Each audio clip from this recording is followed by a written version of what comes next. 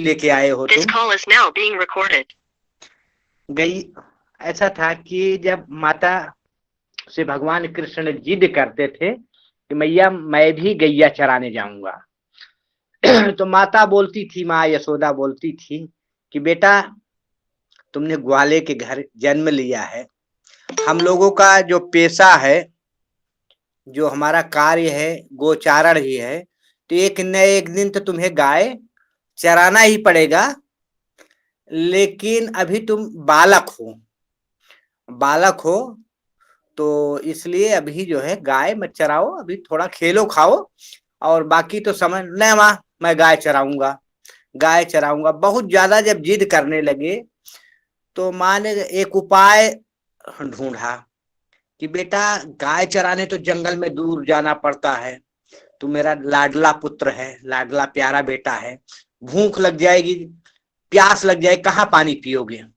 वहां जंगलों में जब पानी पीने तालाबों में जाओगे तो वहां मगरमच्छ होंगे, बड़े बड़े सांप होंगे, बड़े बड़े जानवर वहां रहते हैं, हौवा रहता है।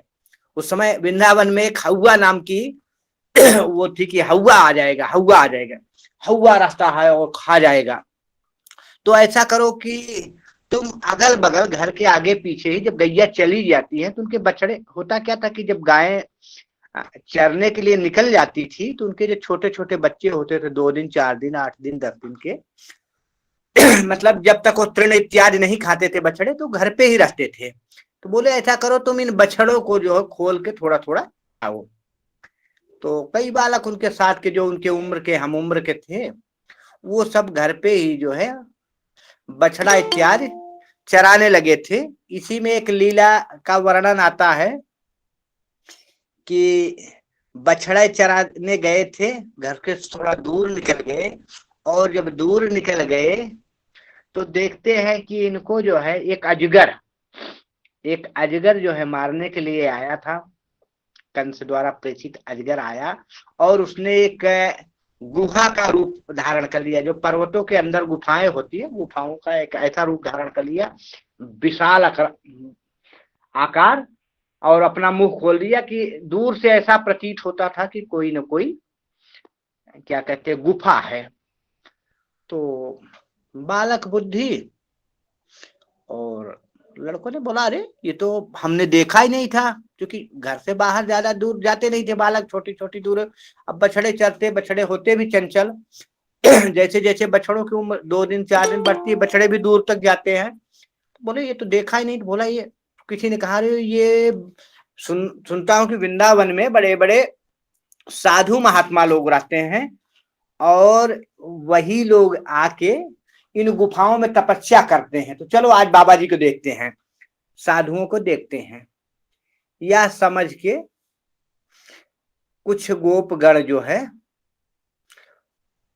गोपगण उस अजगर के मुंह में जो पर्वताकार अपना रूप धारण करके आया था, तो वहां जब उसके बड़े बड़े दांत देखे तो बोले अरे लगता है कि महात्मा लोग अपने झोरा झंडी टांगने के लिए यहाँ पे खूंटी गाड़ रखा है, कोई खूंटा गाड़ रखा, इसी में झोरा झंडी टांग। अब उसमें बदबू आता रहा तो बोले अरे इसमें तो अब अजगर का मुंह का बदबू तो होता ही, बहुत तेज बदबू आ रही है। तो ग्वालों ने कहा कि लगता है ये महात्मा लोग जब तपस्या में लीन हो जाते हैं, सालों साल बीत जाते हैं तो स्नान ध्यान इत्यादि नहीं करते, तो इसलिए इनकी जो है शरीर से दुर्गंध आ रही। लेकिन इन महात्माओं का दर्शन करने का बड़ा पुण्य होता, आज तो दर्शन करके ही जाऊंगा। सब चले गए। लास्ट में जब भगवान कृष्ण गए तो चूंकि वो अजगर आया ही था भगवान को मारने के लिए, तो भगवान के देखते ही जैसे भगवान गुफा में उसके मुंह में प्रवेश किए तो भगवान को दबाने के लिए अपना मुंह बंद करना चाहा, तो लेकिन भगवान तो अंतर्यामी थे, भगवान कृष्ण अंतर्यामी थे, उन्होंने अपना रूप बढ़ाया और वो उसी पे रुक गया, न नीचे कर पा रहा न ऊपर, और पैरों से वजन इतना बढ़ाया को तड़पने लगा, पूंछ पटकने लगा, और करते करते भगवान ने पहले लीला में उसको खूब तड़पाया और लास्ट में उसके शरीर को चीर दिया, ग्वाल बाल सब बाहर निकले और वो जो अजगर आया था अजगर की मृत्यु हो गई। उसके बाद अब ये लीला देवी देवता सब देख रहे थे, बड़े बड़े देवी देवता भगवान की लीला आकाश मार्ग से देख रहे थे। उसमें परम पिता ब्रह्मा जी भी आए थे। ब्रह्मा जी आए थे, वो भी उस लीला को देख रहे थे कि कैसे कैसे भगवान जो है लीला कर रहे हैं। और जैसे वो हुआ तो भगवान ने कहा भाई देर हो गई, काफी देर हो गई, अब चलो हम लोग भोजन करते हैं। तो भोजन में गाय चराने के लिए जैसे ग्वाले अपने घर से कुछ न कुछ सामान ले जाते थे खाने पीने का, क्योंकि सुबह निकलते थे तो शाम को आते थे। तो उसी बीच जो बच्चे खेलने जाते थे तो बच्चों में नकल की प्रवृत्ति तो होती है। तो इन्होंने भी जिसके घर पे जो कुछ था, जो बड़े घरों से थे उनके घर बड़ा अच्छा चीजें थी, और जो छोटे थे तो उनके घर कुछ छोटी मोटी चीजें थी। अब कुछ लोगों को पता था कि ये नंद के लाला के साथ बछड़े चराएंगे, तो नंद के लाला उस समय अपने मुखिया के लड़के थे, उस एरिया के जो मुखिया थे नंद बाबा उनके लड़के थे। तो उन्होंने कुछ अच्छा अच्छा चीजें भी बना के दिया था। तो उस समय जो भी उनके पास पकवान था, और उसमें से कोई गरीब था, उसके घर से जो है बासी छाछ थी, बासी मट्ठा था, वो भी लेके आया था, सब अपनी अपनी औकात के हिसाब। तो भगवान ने कहा कि चलो अब जो है हम लोग भोजन करते हैं। तो ब्रह्मा जी देख रहे थे कि भगवान भोजन करेंगे, देखते हैं भगवान का भोजन करना कैसा दिव्य भोजन होता है, इसका रसा स्वादन लेना चाहते थे। तो भगवान की लीला तो भगवान की लीला तो अपार है। भगवान किसको बता दे कि हम भगवान हैं और किसको जो है वो कर दे। कहता है गोस्वामी तुलसीदास जी ने कहा है कि आपको जानना बड़ा मुश्किल है, बिना आपकी कृपा के आपको कोई जान नहीं सकता, और जो आपको जान गया वो आपका ही हो गया। जो आपको जान गया, हे भगवान, जो आपको जान गया वो आपका ही हो गया। जान ही तुम्हें ही होई जाई। जिस प्रकार से एक जादूगर जो है, जादूगर अनेक लीलाएं करता है, लोगों को काट देता है, फेंक देता है, नजर बांध के नजर में कुछ पलकों का अंतर करके, या बड़ी चालाकी से ऐसे कारनामे दिखा देता है कि लोग बड़ा संशय करते हैं। लेकिन उसका जो जमूरा होता है, जो उसका शिष्य होता है, उसके उसके कारनामों पे कोई अंतर नहीं होता। तो उसी प्रकार भगवान जब लीला करते हैं तो सिर्फ भगवत भक्त जो है उस लीला का रसा स्वादन करेंगे, बाकी और लोग उस लीला में भगवान को समझ नहीं पाते। तो आज ब्रह्मा जी भगवान का लीला देखने आए थे, और भगवान को थोड़ा इच्छा हो गई कि ब्रह्मा जी को बड़ा घमंड है, आज इनके साथ थोड़ा लीला करते हैं। ब्रह्मा जी के घमंड को तोड़ने के लिए तो भगवान ने किया क्या, एक लीला रचा, और फटाफट बैठे, बोले आओ जल्दी, बहुत देर हो गई, अब खाना हम खाते हैं, हम जो कुछ हम लोग भोज्य पदार्थ लाए हैं। तो ब्रह्मा जी बोले ये भगवान है, भगवान का भोग तो बड़ा साफ सुथरा लगता है, हाथ पैर धो के बड़े बड़े दिव्य मंत्रों से भगवान का भोग लगता है। ये तो अभी अभी सांप के मुंह से निकला, न हाथ धोया, न पैर धोया, न मुंह धोया, और तो और एक में ही खा रहा उन ग्वालों का जूठ, उन अहीर के लड़कों के, गाय चराने वाले उन बच्चों का जूठा खा रहा है। और जब इतना संदेह हुआ तो भगवान ने एक लीला और रचा। जो उनके बीच में एक ऐसा ग्वाला था जो गरीब था, और घर से बासी मतलब एक दिन पुरानी और खट्टी छाछ लेके आया था, खट्टी जो है मट्ठा लेके आया था। वो छिप के खा रहा था कि हमारी खट्टी दही ये बड़े घर के लोग खाएंगे तो थोड़ा हमारा बेइज्जती होगा, इंसल्ट हमें होना पड़ेगा। तो छिप के खा रहा था। भगवान उसको पकड़े, कहे क्यों रे तू अकेले अकेले क्या माल खा रहा है। बोला भैया कुछ नहीं, मट्ठा है, इतना कह के वो सोचा जल्दी से पी जाऊं। तो भगवान ने उसके गाल पे एक चट्टा मारा कि मुंह में जो कुछ मट्ठा था, जो कुछ भी छाछ थी वो बाहर निकला, उसके शरीर पे गिरा, और भगवान उसको चाटने लगे। जब भगवान उस छाछ को चाटने लगे तो ब्रह्मा जी को संदेह हो गया। ब्रह्मा जी को संदेह हो गया, और ब्रह्मा जी को ऐसा संदेह हुआ कि बोले ये भगवान हो ही नहीं सकता, ये परम पिता परमेश्वर हो ही नहीं सकता। न खाने का ढंग, और तो और भगवान के लिए तो बहुत शुद्धता होती है, ये जूठे वो भी ग्वाले के, और तो और उसके मुंह से निकली हुई छाछ खा गए। फिर उन्हें लगा कि नहीं, भगवान ने तो आदेश दिया था कि हम जो है वृंदावन में गोचारण करेंगे, लीला करेंगे, और बड़े बड़े देवी देवता भी रूप बदल के प्रकट हुए हैं। तो अब उन्हें संदेह हो गया कि असली वाले भगवान कृष्ण हैं या लोकल वाले, ओरिजिनल है या डुप्लीकेट। तो ब्रह्मा जी ने कहा चलो अभी इसकी परीक्षा लेते हैं। तो उन्होंने किया क्या, पहले बछड़ों को चुरा लिया। बालक लोग खाने में मस्त थे, उनके बछड़ों को चुरा लिया। और जब बछड़ों को चुरा लिया तो जब बालक देखे करी भैया बछड़े नहीं दिखाई दे रहे हैं, तो भगवान ने कहा, कृष्ण भगवान ने कहा कि आप लोग ढूंढो। और जब ढूंढने के लिए गोपगढ़ गए तो जितने गोपाल थे, जो गोपाल के बच्चे वो गोपगढ़ थे, छोटे छोटे थे बच्चे थे, उनको भी ब्रह्मा जी ने चुरा लिया। भगवान तो बोल रहे थे कि अच्छा ब्रह्मा जी आज हमारे साथ लीला कर रहे हो, तो देखो हमारी भी लीला। लास्ट में जब बछड़े और गोपगढ़ सब चोरी कर गए तो और लेके ब्रह्मलोक चले गए। तो भगवान ने भी किया क्या कि जितने बछड़े थे उतने बछड़ों का रूप धारण किया, क्योंकि भगवान तो सर्वेश्वर हैं, भगवान कुछ भी कर सकते हैं। विराट रूप में आया है, सहस्त्रखा सहस्त्रपुर। तो भगवान के तो सैकड़ों हजारों सिर हो जाते हैं, हजारों बाहु हो जाते हैं। तो पूरे पृथ्वी से लेके आकाश तीनों लोक को नाप सकते हैं, उस प्रभु के लिए क्या असंभव है। तो उन्होंने किया क्या कि अच्छा, कहते भी हैं कि हम जितने जीव हुए हैं सब भगवान के अंश हैं। जिस प्रकार से सूर्य एक है और उसकी किरण अनंत, उसी प्रकार से परमात्मा एक है और जीव अनंत, और वो सब निकले कहाँ है, उसी अंशी से, उसी अंशी के हम लोग अंश हैं। हम लोग परमात्मा से ही निकले हैं, और जब परमात्मा करता है तो अपने में ही लीन कर लेता, तो उसी को हम बोलते हैं मोक्ष हो गया।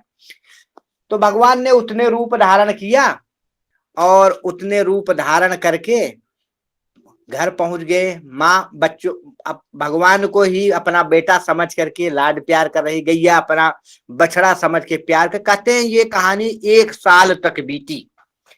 1 साल बाद ब्रह्मा जी को लगा कि चल के देखते हैं गोकुल में क्या हुआ। अभी तक कुछ हुआ नहीं, पता नहीं चला कि ये अगर भगवान होते तो ढूंढने आते, न गाय के लिए कोई ढूंढने आ रहा है, न बछड़ों के लिए।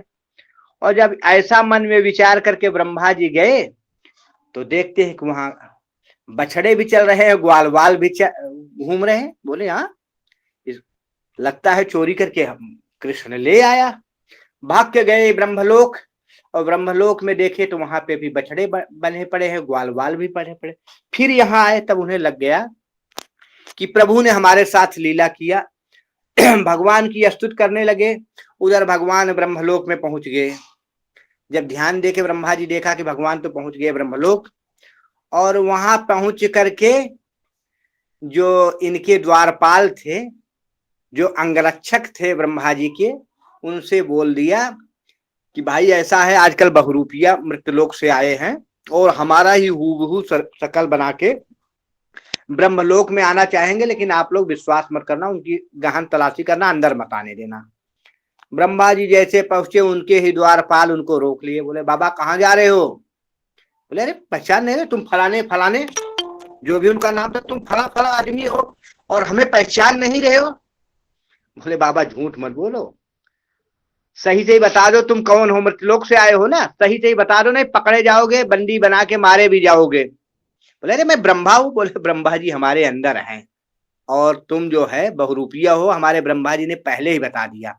हाँ हम धोखा खा जाते अगर ब्रह्मा जी पहले न बताते तो बोले अच्छा भैया हम बहुरूपिया हैं, उन्हीं ब्रह्मा जी से बोल दो हम आपसे मिलने आए हैं। बोले हाँ अब आ गए औकात में ना, खड़े रहो हम जाके बोलते हैं। और जब जाके ब्रह्मा जी से, ब्रह्मा के रूप में जो भगवान कृष्ण थे, उनसे बताए कि ब्रह्मा जी मिलने आए हैं, तो बोले अंदर भेजो। और बोले महाराज आपने अच्छा किया बता दिया, नहीं वो बहुरूपिया तो हम लोग धोखा खा जाते, और आपके यहाँ ही आपके रूप में था, हम लोग उसको अंदर आने देते, घुसने देते। बोले आप भेज दो।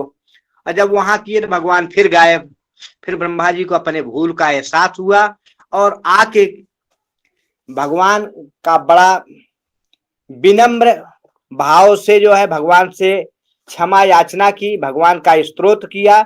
और उस समय भगवान जब ब्रह्मा जी 4 मुंहों में आके, ब्रह्मा जी के 4 मुंह है, तो वहां जाके जब भगवान को अनुनय विनय कर रहे थे, तो उस गांव का नाम, वहां भी ब्रह्मा जी का मंदिर है, वृंदावन से थोड़ा आगे आओ तो कोशिकला और उसके बीच में है, चौमा तो गांव। उस गांव का नाम चौमुहा पड़ा है। वहां आम्रपाली कान्हा है, उसके समीप ही गांव है। आम्रपाली वालों के कान्हा, आम्रपाली कान्हा सोसाइटी बनी है, उसी के बगल जो है चौमुहा गांव है। और वहां भगवान की, ब्रह्मा जी की भी मंदिर बनी है, 4 मुंह है। तो गोपगढ़ बोले अरे चौमुहा आके हमारे कृष्ण की स्तुति किया। तो ये कहानियां थी। अच्छा, कहते इस क्रम को करने में साल भर बीत गया। साल भर बीत गया तो भगवान अब गोचारण के लिए उपयुक्त हो गए और माता से जिद करने लगे, माँ अब तो बहुत दिन हो गया और अब तो हमें गाय चराने की आज्ञा प्रदान करो। माँ ने बोला बेटा अभी नहीं, थोड़ा और। लेकिन जिद, भगवान के जिद के आगे मैया को हार मानना पड़ा। और मैया यशोदा ने बोला बेटा हमसे तो तू जीत लेगा, अपने बाप से जाके पूछ, अपने बाबा से जाके पूछो। भगवान नंद बाबा के पास आए और नंद बाबा से अनुनय विनय करने लगे। तो नंद बाबा बोले नहीं, अभी तुम्हें जंगल में जाने लायक नहीं हो, तुम्हारे शरीर कोमल है, वहां बड़े बड़े जानवर मिलेंगे, वहां के राह जो पथरीली राह है, बड़े बड़े कांटे मिलेंगे, और गायों के झुंड को आप संभाल भी नहीं सकते। लेकिन भगवान जब ज्यादा ही जिद करने लगे तो बड़े ग्वालों के संभाल के, भाई हमारा बच्चा जाएगा, जिद कर रहा है, आप लोग इसकी सुरक्षा करना, ये सब समझा के बोले कि भाई गाय तो चराना है, ग्वाले का लड़का है, लेकिन हम लोग मुहूर्त देखते हैं। एक्चुअली पहले या आज भी हमारा जो बड़ा कार्य होता है हम उसके लिए मुहूर्त देखते हैं। तो गोचारण का मुहूर्त कि मेन उनका धंधा जो है, जैसे हम लोग नौकरी करने जाते हैं, कोई बड़ी नौकरी करते हैं तो हम पंडित जी से एक मुहूर्त पूछते हैं, पंडित जी फला तारीख को ज्वाइन करना है, क्या हम ज्वाइन कर लें, मुहूर्त बढ़िया है। तो वैसे जो है गोचारण, चूंकि उनका गोपगढ़ों का वही एक धंधा था, तो उन्होंने पंडित जी को बुलाया, ब्राह्मण को बुलाया और बोला कि बालक हमारा गोचारण करेगा, आप जो है मुहूर्त बताएं। और पंडित जी को इशारा भी किए, थोड़ा ज्यादा देर का बता दो, तो बालक को हम थोड़ा समझा दी। लेकिन आश्चर्य था जब पंडित जी ने पंचांग खोला, अपना पत्रा खोला, ग्रह नक्षत्र तैयारी करे, तो बोले बाबा कल जो है गोपाष्टमी के दिन अच्छी मुहूर्त है, अगर ये मुहूर्त नहीं होगी तो अब साल भर कोई मुहूर्त नहीं है। तो बाध्य होके नंद बाबा को उस दिन भगवान कृष्ण को गोचारण के लिए जाने देना पड़ा। इसीलिए इस गोचारण के बाद इस दिन जो गोचारण भगवान ने किया, तो गोपाष्टमी का जो है व्रत या यह त्योहार बना। कहते हैं कि इंद्र भगवान ने, भगवान जब गाय चराने गए तो इनको एक नाम दिया गोपाल, इनको नाम गोपाल दिया। और एक कथा और है, कहते हैं कि राधा जी जब भगवान कृष्ण गोचारण के लिए जाने लगे, तो राधा जी को लगा, श्री जी को लगा कि अब हम भगवान के दर्शन कैसे करेंगे, सारे सारे दिन गोचारण में रहेंगे और रात्रि को आएंगे, खा पी के सो जाएंगे, तो हमें दर्शन नहीं मिल पाएगा। लेकिन उनके सामने एक समस्या थी कि वो कन्या जातक हैं और लड़कियां उस समय गोचारण इत्यादि नहीं करती थी। तो कहते हैं राधा जी ने वेश बदला और उन्होंने एक ग्वाले का रूप धारण करके, एक लड़के का रूप धारण करके भगवान के साथ गोचारण किया, इसलिए गोपाष्टमी का महिमा है। एक और दंत कहानी आती है कि जब भगवान ने गोवर्धन लीला किया था, गोवर्धन लीला में जब क्या कहते हैं गोवर्धन पर्वत को उठा लिया था, तो इंद्र जब त्रस्त आके, तो गोपाष्टमी के दिन ही इंद्र ने भगवान से क्षमा मांगा था और गाय की पूजा किया था। इसलिए भी गोपाष्टमी का व्रत करते हैं, गोपाष्टमी को त्योहार के रूप में मानते हैं। इस दिन वृंदावन की पूरी सजावट की जाती है, मथुरा वृंदावन में, और गायों की पूजा की जाती है, गौदान दिया जाता है, गौ के लिए चारा देते हैं।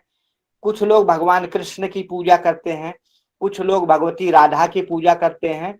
और यह व्रत जो है पश्चिमी उत्तर प्रदेश और वृंदावन में बहुत ही प्रसिद्ध है। देखो, गौ माता का पूजन करना चाहिए। कहते हैं गौ माता के शरीर में सारे देवी देवताओं का निवास होता है। गौ माता के शरीर में सारे देवी देवताओं को निवास होता है। इसीलिए हमारे जो है बड़े बड़े पुरोहित वर्ग, बड़े बड़े पंडित वर्ग, बड़े बड़े महर्षि गाय माता को प्रणाम कहते हैं, नमो गोभ्यः श्रीमतीभ्यः सौरभीयभ्य एव च नमो ब्रह्म सुतास्य। ब्रह्मा जी की पुत्री भी कहते हैं इनको। नमो ब्रह्म सुतास्य पवित्राभ्यो नमो नमः यया सर्वमिदं व्याप्तं जगद अस्थावर जंगमम तामधेनुं शिरसां वंदे भूत भव्यस मातरम। और आपको बताऊं कि ये जो गाय माता होती हैं, अगर गोचारण सही से करो, गो सेवा सही करो, तो आपके सारे दुख दरिद्र को माता हर लेती हैं, आपके सारे संकट को अपने ऊपर माता ले लेती हैं। लेकिन आजकल गायों की नस्ल जो है बदल चुकी है। गायों के नस्ल जो हमारी प्राचीन गौ माता होती थी, देसी गाय जिन्हें कहते थे, आजकल ऐसी ऐसी नस्ल गाय आ गई कि गाय के गुण, गाय के दूध वाला जो गुण होता था उसमें नहीं है, गाय के जो मूत्र में गुण होता था उन गायों में नहीं है, गाय के जो गोबर में गुण होता था उन गायों में नहीं है। आपको मैं बताना चाहूंगा, जो प्राचीन समय में हमारी गौ माता होती थी जिन्हें देसी गाय कहते थे, हजारों बच्चों में उनका बच्चा आप मिला दो, वो गौ माता हजारों बच्चों में बच्चा, हजारों बछड़ों में जो ओरिजिनल गाय होती थी देसी गाय के उसका बच्चा मिला दो, वो गौ माता अपने ही बच्चे को पहचान लेती थी और दूध अपने ही बच्चे को पिलाएगी, किसी दूसरे बच्चे को नहीं पिलाती थी। लेकिन आजकल ये जो विदेशी नस्ल की गायें हैं, जर्सी हैं, इनको तो आप भैंस का भी बच्चा, गाय का भी बच्चा, किसी भी बच्चे को कर दो, इनका बच्चा बदल लो, फिर भी ये दूध पिला देती हैं, क्योंकि इनके अंदर वो शुद्धता, वो चीजें। और कितना भी ऊपर पहाड़ हो, गौ माता जिनकी डीले होती थी वो ऊपर से ऊपर पहाड़ पर चढ़ के अपना चारा, अपना भोजन प्राप्त कर लेती थी। लेकिन आज ये जो विदेशी नस्ल की गायें हैं, ये ऊपर पहाड़ों पर नहीं चढ़ पाती, ज्यादा ऊपर नहीं चढ़ पाती। ये विशेषता है गौ माता में। किसी का कोई प्रश्न हो करते नहीं, थोड़ा से हम अपने विषय वस्तु पे आते हैं, या किसी को कोई कहानी हो आज गोपाष्टमी के दिन तो वो बताने का कष्ट करें। गुरुदेव, अपने तुलसी जी वृंदावन से ही है सर। जी सर जी, गौ माता का जो श्लोक बोलिए, आप मंत्र बोले, उसको एक बार और बोलिए ना, हम लिखेंगे। चलो नोट कीजिए। कागज कलम ले लीजिए आप लोग। ले लिए हैं सर। गोभ्यः नमो गोभ्यः श्रीमतीभ्यः नमो गोभ्यः श्रीमतीभ्यः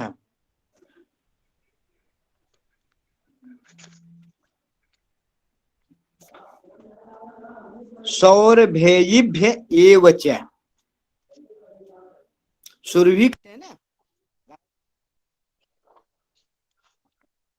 आवाज कट रही है सर जी।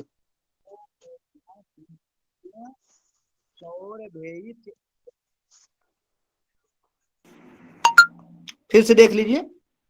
नमो गोभ्यः श्रीमतीभ्यः सौरभेयिष्य एव च नमो ब्रह्म सुताभ्यस्य नमो ब्रह्म सुताभ्यस्य नमो ब्रह्म सुताभ्यस्य पवित्राभ्यो नमो नमः। फिर से ध्यान दीजिए। नमो गोभ्यः श्रीमतीभ्यः सौरभ्यैश्च एव च नमो ब्रह्म सुताभ्यस्य पवित्राभ्यो नमो नमः। यया सर्वमिदं व्याप्तं जगत अस्थावर जंगमम। यया सर्वमिदं व्याप्तं जगत अस्थावर जंगमम। यया सर्वमिदं व्याप्तं जगत अस्थावर जंगमम। ताम धेनुम। ताम ता में बड़ा था, उसके ऊपर बिंदी। ताम धेनुम शिरसा बंदे। ताम धेनुम शिरसा बंदे भूत भव्यस्य मातरम।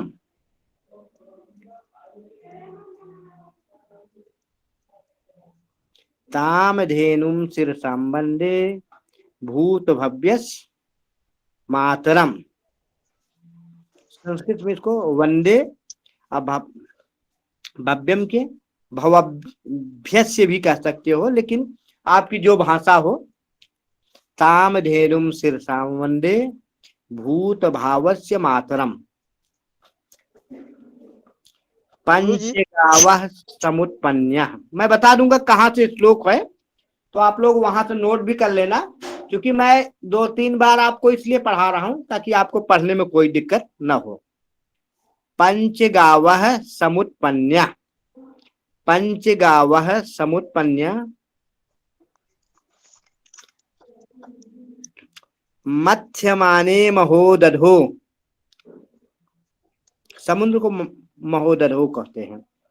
पंचगावः समुत्पन्नः मध्यमानो महोदध्यो। समुद्र के मंथन के समय। तासाम मध्ये तु या नंदा।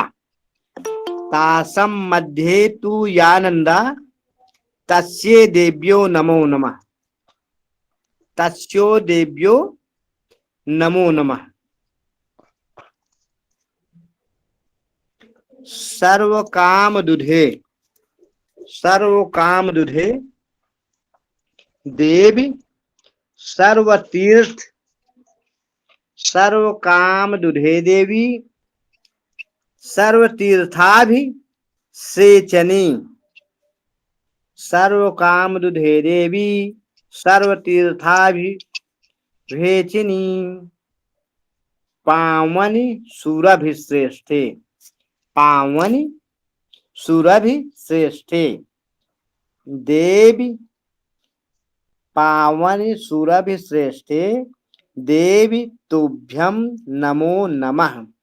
देवी तुभ्यं नमो नमः। ये श्लोक जो है नित्य कर्म पूजा प्रकाश है, उसमें गौ को नमस्कार करने का मंत्र है। 340 पृष्ठ पे मिल जाएगा।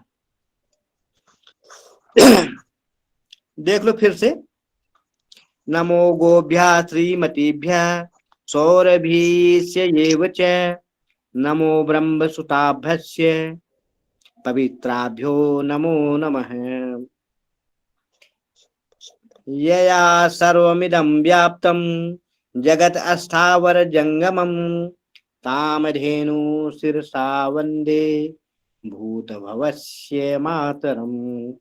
पंचगावः समुत्पन्नः मध्यमाने महोदधो तासां मध्ये तु या नंदा तस्यै देव्यै नमो नमः। सर्वकामदुधे देवी सर्वतीर्थाभिषेचनी पावनी सुरभिश्रेष्ठे देवी तुभ्यं नमो नमः। ठीक है।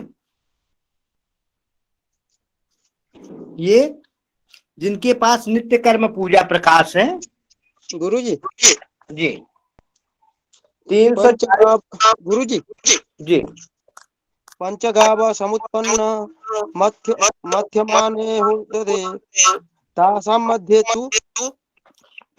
मध्ये तु या नंदा। तासाम तासाम मध्ये तु या नंदा तस्ये देव्यो नमो नमः। जी सर, हो गया। हाँ, ये ऐसा है ना, आपके पास नित्य कर्म पूजा प्रकाश है? सर हाँ, उसमें 340 पृष्ठ पे जहाँ पे हनुमान चालीसा लिखा है उसके बाईं तरफ गौ नमस्कार करने का मंत्र है, गोग्रास का मंत्र है और गऊ की प्रदक्षिणा का मंत्र है। ठीक है, तो आप जी लोग सर। वहां से इसका अवलोकन कर सकते हैं। ठीक है सर हाँ, उसका अवलोकन कर सकते हैं। तो ये तो इसलिए हम तो सीधा आपको बता देते कि वहाँ श्लोक है और आप देख लेना, लेकिन इसलिए हमने 2-3 बार आपको पढ़ाने की कोशिश किया ताकि पढ़ने में किसी को असुविधा ना हो। ठीक है, थोड़ा विषय वस्तु पे आते हैं। सर जी। विषय वस्तु पे आएंगे या आज कुछ न कुछ भगवत चर्चा ही करेंगे? आप लोग निर्णय कीजिए। गुरुदेव भागवत चर्चा ही करेंगे।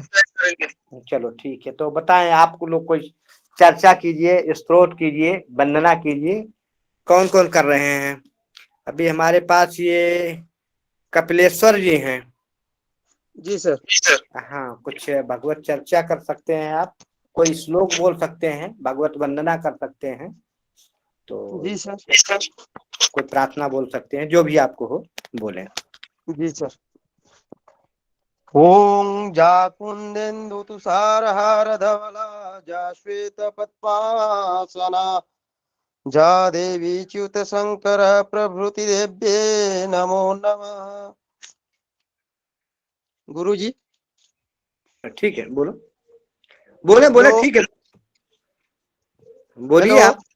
हाँ, मैं सुन रहा हूँ, बोले आप, बोले। ठीक है गुरु जी, बोल रहा हूँ। बोले बोले, ठीक है।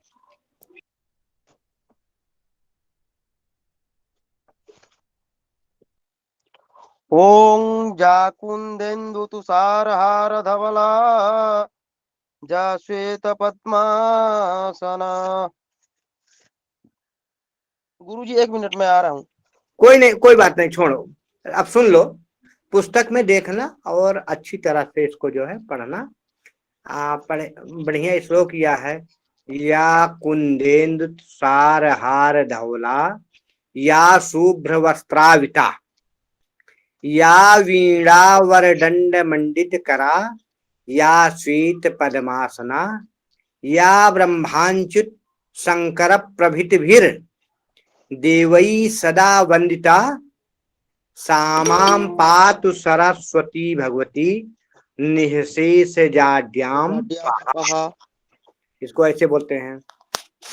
तुलसीदास जी हमारे संचालक महोदय हैं, हम आग्रह करेंगे कि इस श्लोक को शुद्ध करके बोलें, नहीं बोलते तो हम बोलते।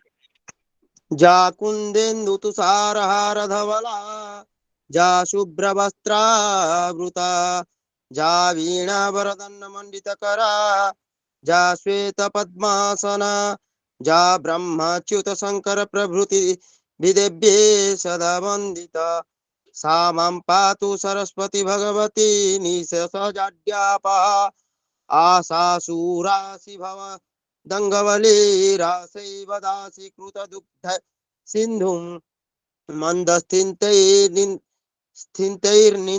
शारदेन्दु वंदे रविंदासन सुरंदिताम। रुके रुके रुके रुके, आप जो पढ़ रहे हैं सही पढ़ रहे हैं, थोड़ा पढ़ने में आप रुक के ठहर ठहर के पढ़ें। हाँ, जब आप जल्दीबाजी करते हैं, जहां आपको नहीं आता ना, आप वहां खींचने के प्रयास करते हैं, वहीं गलती हो जाती है।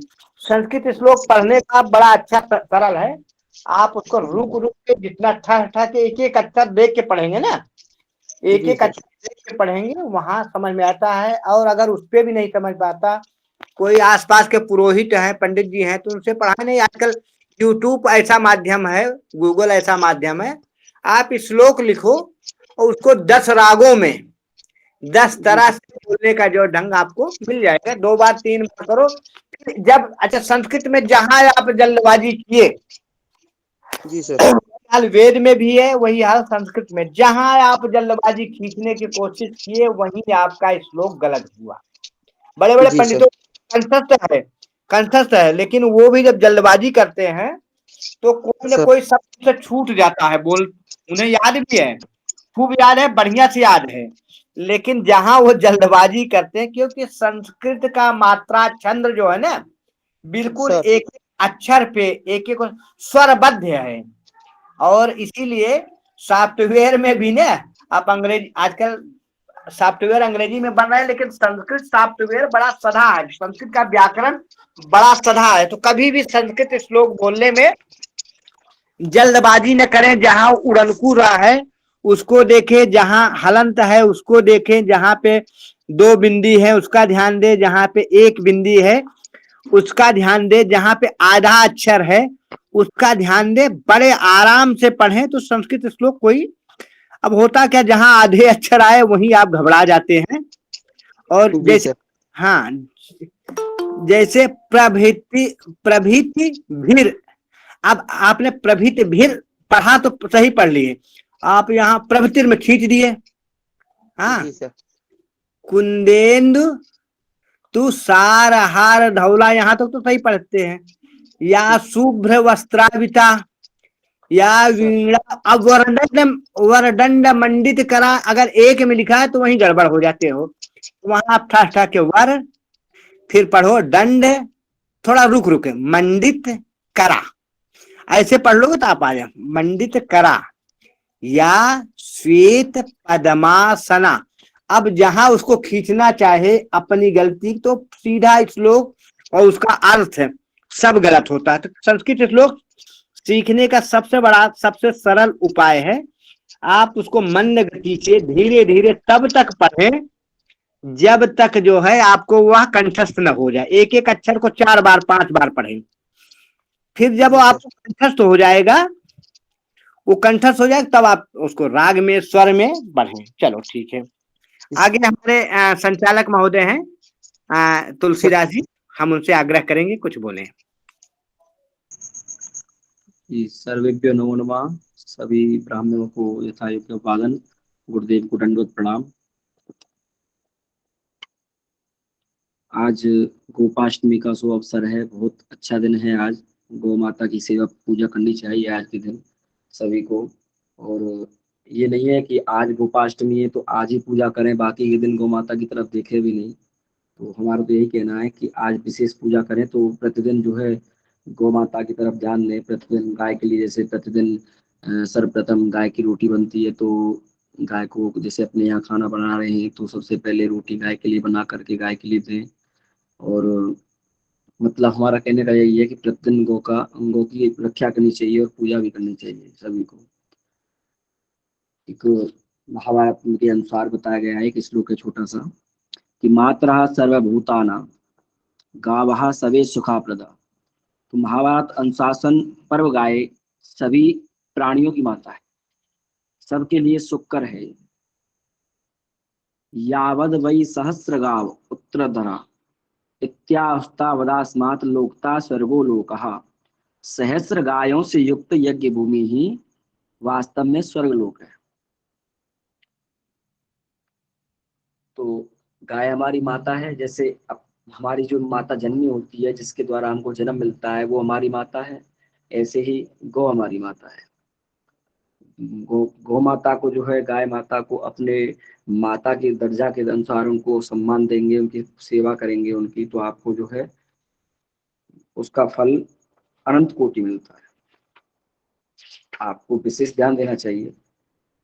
अपने जीवन के भी कुछ रास्ते होते हैं, सभी जगह जो है अपना अपना अनुसार फल मिलता है। जैसे गाय को चारा डालने से जो है ग्रह के जो कलेश होते हैं, ग्रह में जो अपने घर में जो कलेश पीड़ा जो कुछ भी होती है ग्रह की, वो ग्रह पीड़ा दूर होती है गाय को चारा डालने से। तो गाय को चारा डालना चाहिए प्रतिदिन। पक्षियों को जो दाना डालते हैं, पक्षियों को दाना डालने से व्यापार में वृद्धि होती है।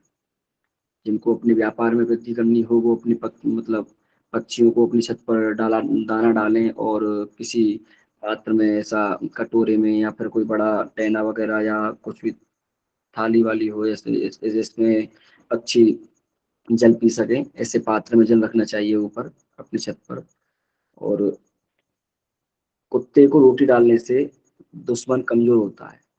आप प्रतिदिन, जैसे अंतिम में रोटी बनती है जो कुत्ते की होती है, वो उस रोटी को आप कुत्ते के डालिए डेली, तो उससे जो है दुश्मन कमजोर होता है अपना।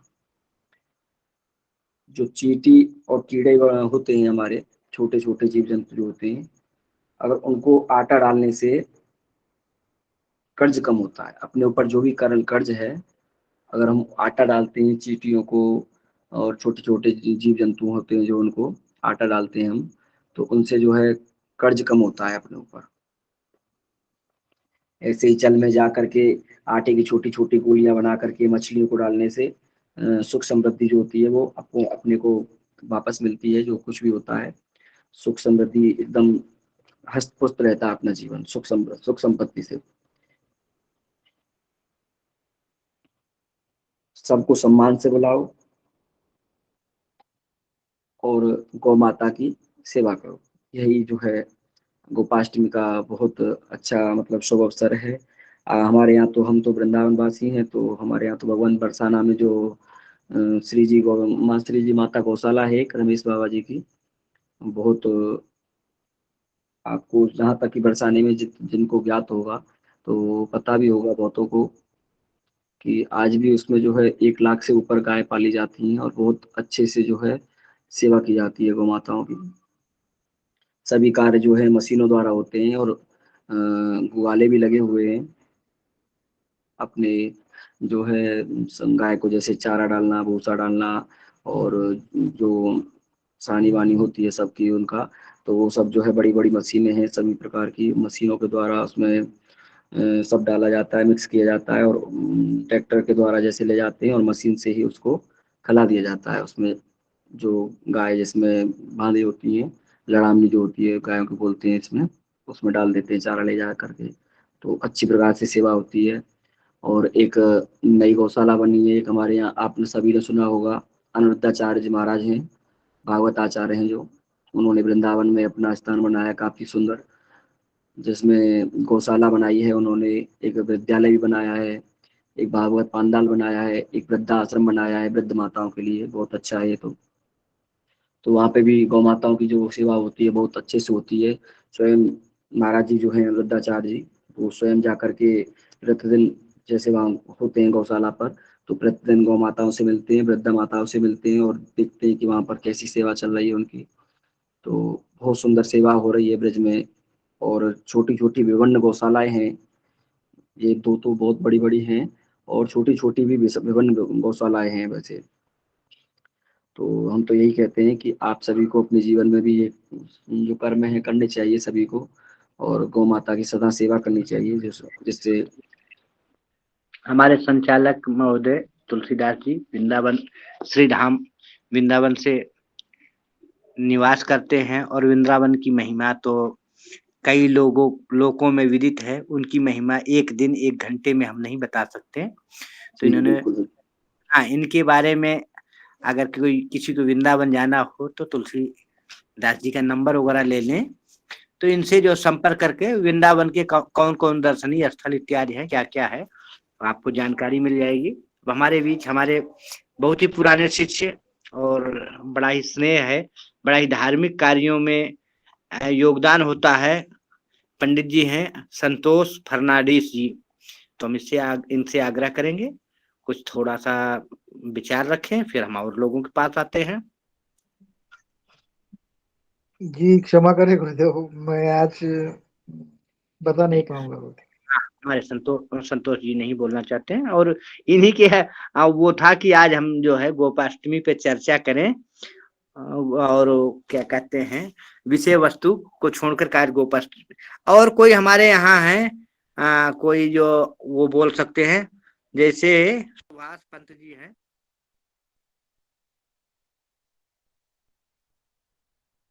सुभाष पंत जी, सुभाष पंत जी,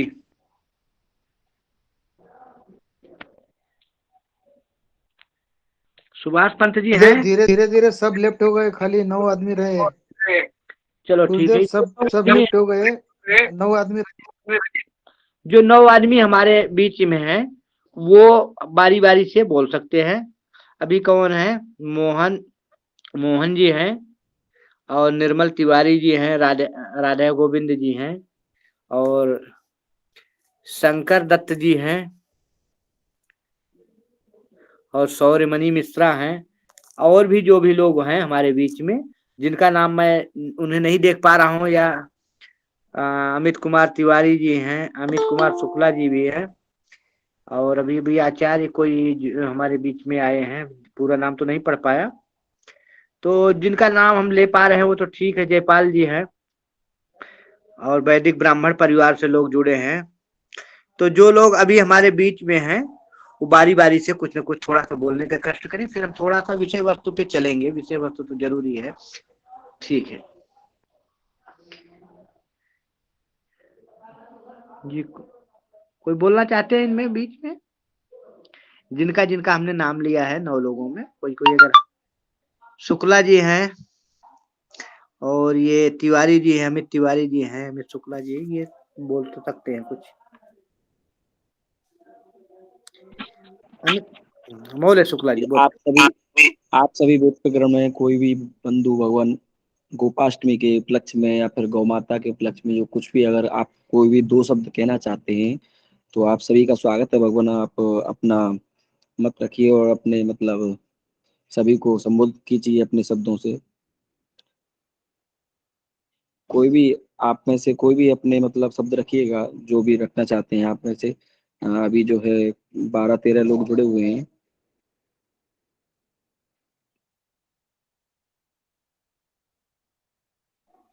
चलो, नहीं बोलना चाहते कोई बात नहीं, थोड़ा सा विषय वस्तु पे आते हैं। अभी हम लोग जो पढ़ रहे थे, क्योंकि आज तो पूरा हम नहीं बताएंगे क्योंकि ग्रुप में लोग हैं नहीं जो ज्योतिष सीखने के इच्छुक थे।